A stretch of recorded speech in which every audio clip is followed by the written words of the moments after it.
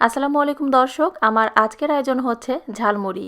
বাংলাদেশের অন্যতম সেরা একটি স্ট্রিট ফুড হচ্ছে ঝালমুড়ি। ঝালমুড়িওয়ালা মামারা এক ধরনের বিশেষ মশলা তৈরি করে ঝালমুড়িটি বানিয়ে থাকেন, যার কারণে তাদের হাতের তৈরি করা ঝালমুড়িটা অনেক বেশি স্পেশাল হয় এবং অনেক বেশি মজার হয়। যারা দেশের বাইরে থাকেন তাদের আর এই ঝালমুড়িটি মিস করতে হবে না, কেননা আজকের এই রেসিপিতে ঝালমুড়ির মশলা সহ কিভাবে ঝালমুড়ি তৈরি করতে হয় সেটাও দেখাবো। আশা করছি আজকের রেসিপিটা আপনাদের ভালো লাগবে। ভালো লাগলে প্লিজ একটা লাইক দিবেন, শেয়ার করবেন আপনাদের ফ্রেন্ডস অ্যান্ড ফ্যামিলির সঙ্গে এবং ভালো লাগলে আমার চ্যানেলটাকেও সাবস্ক্রাইব করবেন।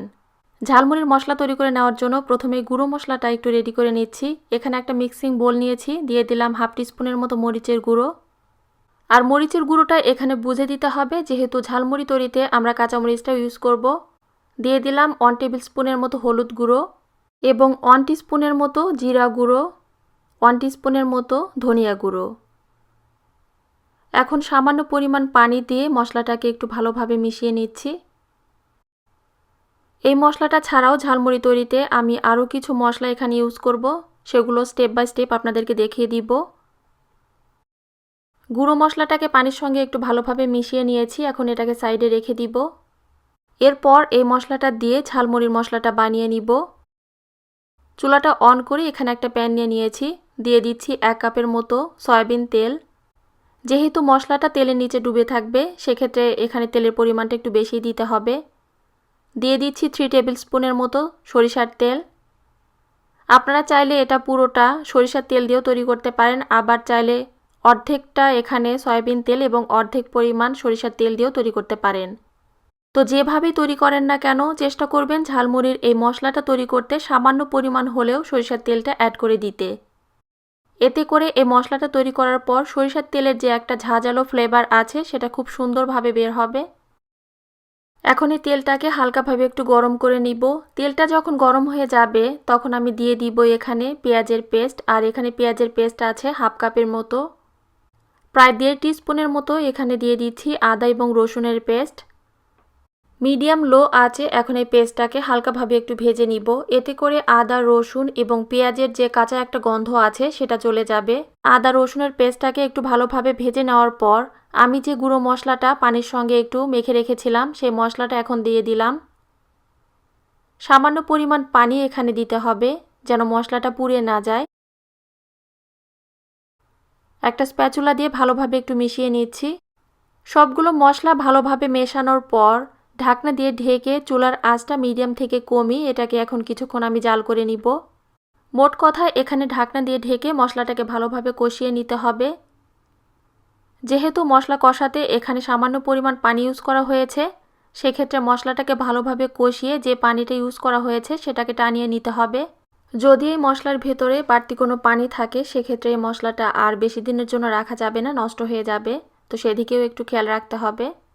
মশলাটা কষিয়ে নেওয়ার পর এই পর্যায়ে দিতে হবে 2 টিস্পুনের মতো চটপটির মশলা। যদি আপনাদের কাছে চটপটির মশলাটা না থাকে, এর পরিবর্তে আপনারা চাইলে চাট মশলা পাউডারটা দিতে পারেন। এরপর দিয়ে দিচ্ছি হাফ টিস্পুনের মতো গরম মশলার গুঁড়ো। এখন এই মশলাটাকে ভালোভাবে আরও একবার নেড়ে মিশিয়ে নিচ্ছি। তারপর এখন দিয়ে দিচ্ছি স্বাদমতো লবণ। লবণ দেওয়ার পর দিয়ে দিলাম 2 টিস্পুনের মতো ভাজা জিরার গুঁড়ো। জিরার গুঁড়োটা দেওয়ার পর আরও একবার এটাকে নেড়ে মিশিয়ে ঢাকনা দিয়ে ঢেকে দিব। এরপর চুলার আঁচটা লোতে রেখে দিতে হবে। যখন তেলটা উপরে ভেসে উঠবে তখন এটাকে চুলা থেকে নামিয়ে ঠান্ডা করে নিতে হবে।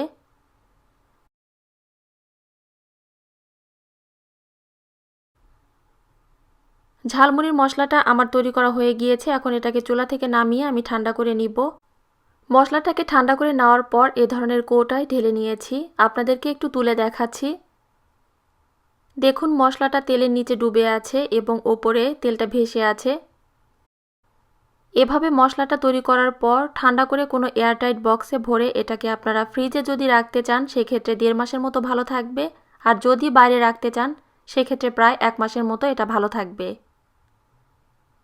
এখন এই মশলাটা দিয়ে আপনাদেরকে মুড়ি মাখিয়ে দেখাচ্ছি। মুড়ি মাখানোর জন্য এখানে আমি কিছু উপকরণ নিয়েছি। তার মধ্যে আছে মুড়ি, ঝালমুড়ির মশলা, পেঁয়াজ কুচি, কাঁচামরিচ কুচি, ধনিয়া পাতা কুচি, অর্ধেকটা লেবু, টমেটো কুচি, শসা কুচি এবং চানাচুর। পেঁয়াজ, শসা, টমেটো সবগুলো একটু চেষ্টা করবেন পাতলা করে কুচি করে কেটে নিতে। মুড়ি মাখানোর জন্য এ ধরনের একটা প্লাস্টিকের জার নিয়ে নিয়েছি। এখন এই প্লাস্টিকের জারের ভেতর আমি এক এক করে দিয়ে দিচ্ছি শসা কুচি, এরপর এখন দিয়ে দিচ্ছি টমেটো কুচি। এখানে পরিমাপটা আমি ওইভাবে বলে দিচ্ছি না, আপনারা আপনাদের টেস্ট অনুযায়ী দিয়ে দিবেন, কে কতটা খেতে পছন্দ করেন। আমি আমার টেস্ট অনুযায়ী এখানে দিয়ে দিচ্ছি। পেঁয়াজ কুচিটা দেওয়ার পর এখন দিয়ে দিব কাঁচামরিচ কুচি,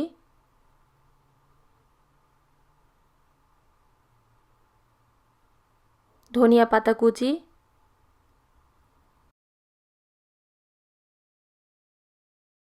স্বাদমতো লবণ। লবণটা অবশ্যই একটু বুঝে দিতে হবে, যেহেতু ঝালমুড়ির এই মশলাতে আমরা লবণ দিয়েছি। লেবুর রস। এখন দিচ্ছি হাফ টিস্পুনের মতো সরিষার তেল।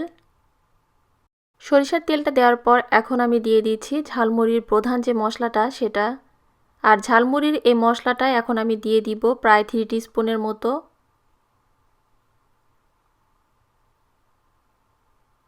ঝালমুড়ির মশলাটা দেওয়ার পর জারের এই মুখটা বন্ধ করে এখন এটাকে আমি ভালোভাবে একটু ঝাঁকিয়ে নিচ্ছি, এতে করে মশলাটার সঙ্গে সব কিছু খুব ভালোভাবে মেখে যাবে। ঢাকনাটা আমি খুলে দিচ্ছি। এখন এর মধ্যে আমি দিয়ে দিব চানাচুর এবং মুড়ি। এবার মুড়ি নিয়ে আপনাদেরকে একটা কথা বলি, সেটা হচ্ছে যদি দেখেন যে মুড়িটা একটু নরম হয়ে গিয়েছে বা একটু সিটিয়ে গিয়েছে, সেক্ষেত্রে চুলায় এটাকে লো আঁচে 2 থেকে 3 মিনিট নেড়েচেড়ে নিলে মুড়িটা আগের মতো মচমচে হয়ে যাবে। কৌটার মুখটা বন্ধ করে দিয়ে এখন সব কিছু আরও একবার একটু ভালোভাবে ঝাঁকিয়ে নিচ্ছি। আর মুড়ি মাখাতে এখানে আমি ছোলা বুট ইউজ করিনি, আপনারা চাইলে ছোলাটা ইউজ করতে পারেন। ঝালমুড়িটা আমার তৈরি করা হয়ে গিয়েছে, আপনাদেরকে একটু তুলে দেখাচ্ছি। আমার কাছে মনে হচ্ছে এই পাটটা সবার জন্য অনেক কষ্টের, কারণ দেখেই তো সবার খেতে ইচ্ছে করছে। তো যাই হোক, ঝালমুড়ি বানানোর পর মামারা এক ধরনের ঠোঙা এটাকে সার্ভ করে।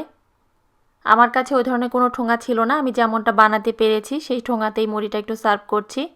এখন আর কথা বাড়াবো না, রেসিপিটি দেখার জন্য সবাইকে অনেক ধন্যবাদ। রেসিপিটি ভালো লেগে থাকলে প্লিজ একটা লাইক দিবেন, শেয়ার করবেন আপনাদের ফ্রেন্ডস অ্যান্ড ফ্যামিলির সঙ্গে।